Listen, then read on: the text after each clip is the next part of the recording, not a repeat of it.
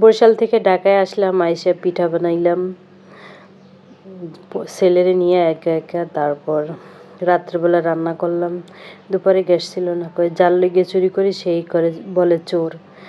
জামাইয়ের জন্য পিঠা বানাইতে নিছি, সেই রাগারাগি করছে যে এত রাত বইয়া মানে সারাদিন জার্নিং করে পিঠা বানাও। হ্যালো এভরিওয়ান, আসসালামু আলাইকুম, welcome back to my new another video.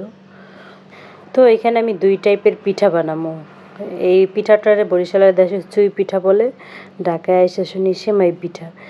যাই হোক, নাম দুইটা হইলেও জিনিস তো একটা। অন্য অন্য দেশে কি বলে জানি না। আমি রস চুলায় দিয়ে দিছি, রসটা জাল দিতে আছি। এটার ভিতরে আমি গুড় মিক্স করব, রসেরই গুড় আছে, ওইটা মিক্স করব। তাই রসটার ভিতরে জাল দিলে উপরে কেমন যেন ফেনার মতো উঠে, তাই ওইটি এবার ফালাই দিলাম। এখন গুড়টা মিক্স করে দিতেছি।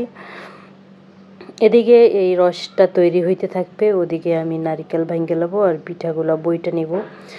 দুই টাইপের পিঠা বানাবো। এক টাইপের পিঠা আমি কিনে নিয়েছি, চিতই পিঠাটাও ভিজাবো, আর চুই পিঠাটা বানাই নিছি। এটা তো এই ডাবগুলো ছিল ফাইলপাড়া, ডাব না নারিকেলগুলা। তো এটি দুইটা দেশ থেকে নিয়েছি, একটা বাসায় ছিল। তো অনেক মিষ্টি পানিগুলো, তাই ডাইলে ওদের দিলাম, ওরা খায়। এদিকে আমি নারিকেল কুড়াইয়া দিয়েও গেছি। এখানে আমি কোনো দুধ ইউজ করব না, শুধু নারিকেল আর রস গুড় এর উপরই রান্না করব।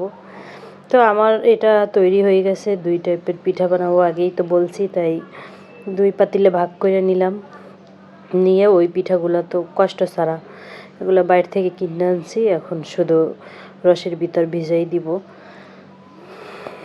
এই পিঠাগুলো ভিজলে মানে খুব সুন্দর বড় বড় হয় এক একটা। যদি হাতে বাসায় বানাইতাম তাই আর একটু ছোটো হইতো, দেখতে ভাল লাগতো।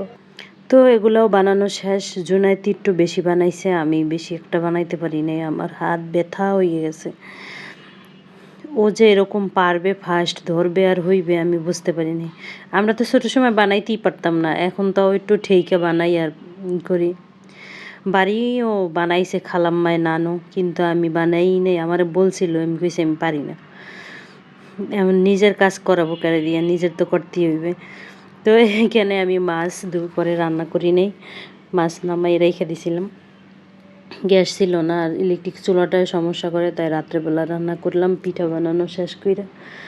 তো এখানে ছোট ছোট মাছ এটা ভাইজা দুইটা আলু দিয়ে টমেটো দিয়ে চচ্চড়ির মতো করে নিব। তাই এই মাছটা আমি তো আবার ভাইজা মাছ না রান্নাও করতে পারি না, আর খাইতেও আমার কাছে ভাল লাগে না।